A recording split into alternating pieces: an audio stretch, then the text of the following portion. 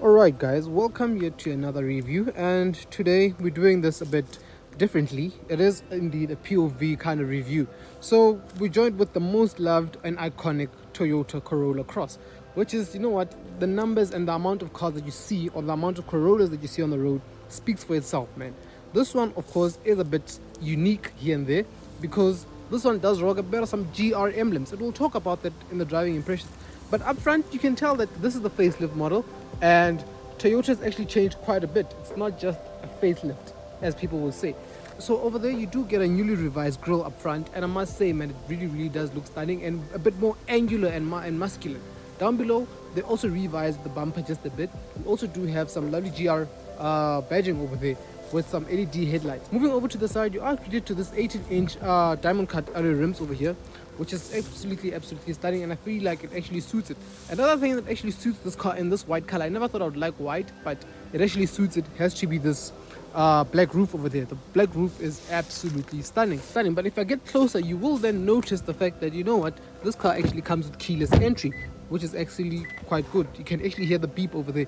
You also do get somewhat of a 360-degree surround view camera system as the one that you get in front. But let's move over to the rear, and it's about time and the Toyota actually, you know, threw in a bit of some this and that. Moving over to the rear, you would also notice the fact that, okay, from the side proportions wise, nothing has changed apart from that fact that you do get some GR badging on the fender and some HEV, which you also get it back here. And that HEV is actually to signify the fact that this is a hybrid, so meaning that fuel consumption is actually quite good in this car, right? Moving over to the rear, Toyota also kind of like revised the tail lights quite a bit, but you really need to be a geek to actually spot the difference. Since this is the GR model, the Cross and the Corolla is also blacked out to just give it that more sportier element over there. If I pop open the boot, it is electronically adjustable. You also do get a rear view camera system over there, and a boot floor. Somewhat of a flat boot floor. It's quite nice. I won't lie, I really like the way the boot opening is and how square it is. You also do get a lovely space saver spare wheel over here. What I'm not a fan of has to be this parcel shelf. It does somehow feel like it's on the flimsy and cheap side, but nonetheless, man, it's really okay. Let's pop that closed and let's move over into the interior. So into the interior of the GR, and things rather take somewhat of a sporty element or sporty approach to this. You do get some lovely red stitching over here, signifying of course that this is of course the GR trim. Also, what I do like has to be this GR emblem over here. It's quite cool, and the bucket seats overall in this car really does uplift the cabins, not to mention those red home wrecker seat belts. But nonetheless, man, let's move over to the dashboard. You will also tell that Toyota used a bit of some premium feeling materials over here. You do tell that it also does have this lovely red stitching that runs across, and you have an HEV mode, you have an EV mode, sorry, my bad, and a traction off and a drive mode. You also do have somewhat of a type C port. I was hoping that this car actually has a type C port. And then that's your shifter over there. That's P, R, and D, and B. B, we'll get into that. Also do have somewhat of a lovely infotainment screen over here. Even though resolution is not that great, you do have wireless Apple CarPlay and Android Auto. But of course, in standard in Toyota fashion, man, to initialize it, you need to first initialize it using the cable. If there's anything that I feel like I actually appreciate, it had to be this cluster over here. It's quite clear and nice and very much visible. I also like the fact that it's very much customizable here to a certain extent, of course. The steering wheel, on the other hand, I can't fault it. You know what? It's tried, it's tested, it works, man. It really just works. Of course, to top it up with some GR badging over here, also do get some lovely red stitching over there, which is absolutely quite cool, man. And sitting position wise, man, it's quite comfortable in here. It's really quite comfortable. Also at the back it's quite comfortable. Let me just pop that open. As you guys can tell over there, you do also have a center armrest over here, but you also do have another cup holder slot in the door bin, which is absolutely quite nice. I really do appreciate. You can tell that this car is a very family orientated car. Sitting behind myself, and it's not too big. It's actually quite spacious. It's not too tight. But with that being said, let's jump into the interior and let's take this thing for a drive. Alright guys, so into the driving impressions of this car.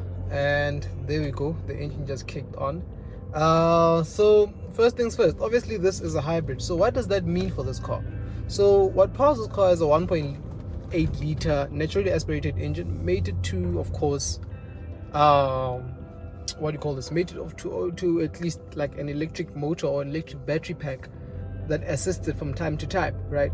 So, and that's good for about 90 kilowatts and around about 142 newton meters of torque. And before you guys start screaming, it's not a lot, and it's really not a lot.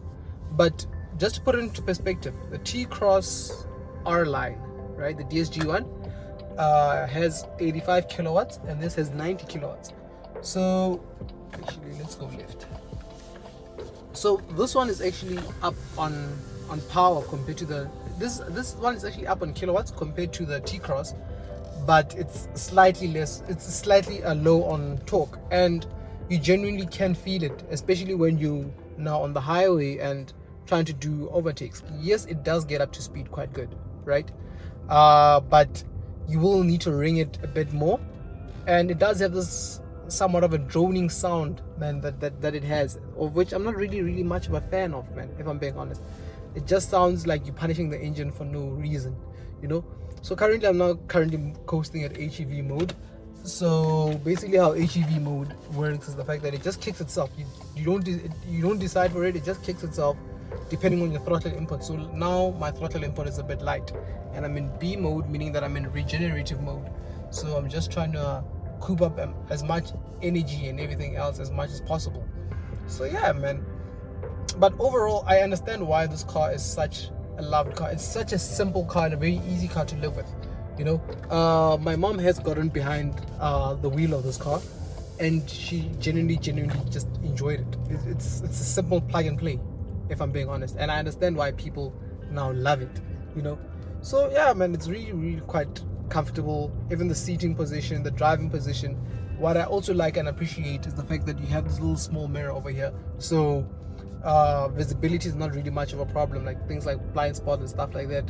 As I've mentioned, this car does have a bit of some driving aids, so you do get lane keeping assist, some sort of adaptive cruise control.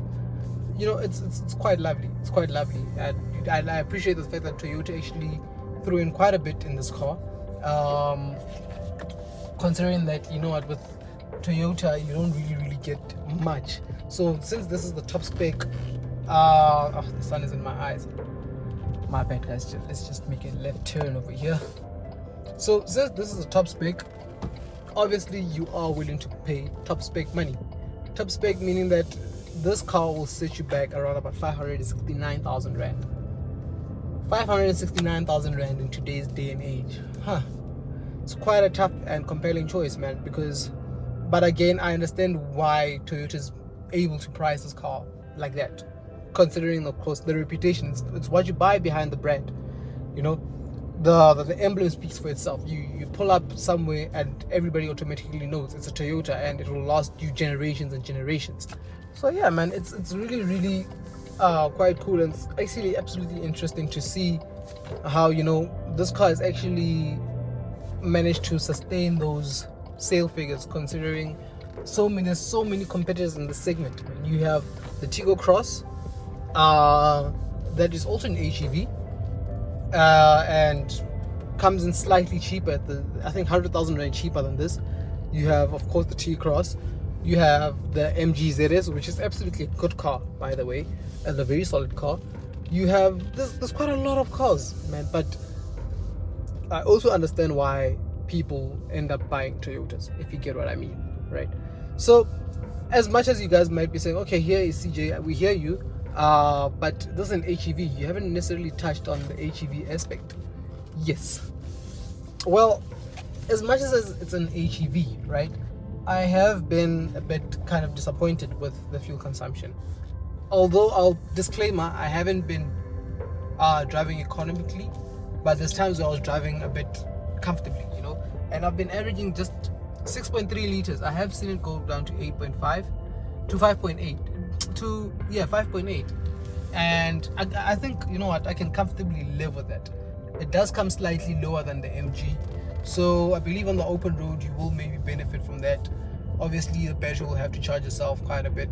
I'm just above half a tank now, and I still have a range of around about 238 kilometers, so that's absolutely quite good.